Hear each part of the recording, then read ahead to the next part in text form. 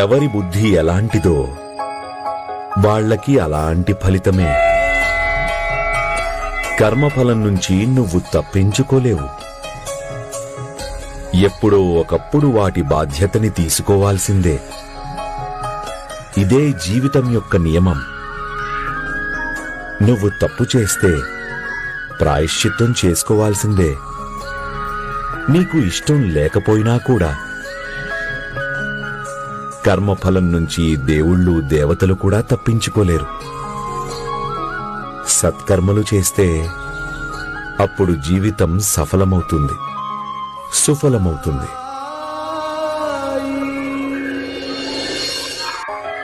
ఎవరి బుద్ధి ఎలాంటిదో వాళ్ళకి అలాంటి ఫలితమే. కర్మఫలం నుంచి నువ్వు తప్పించుకోలేవు. ఎప్పుడో ఒకప్పుడు వాటి బాధ్యతని తీసుకోవాల్సిందే.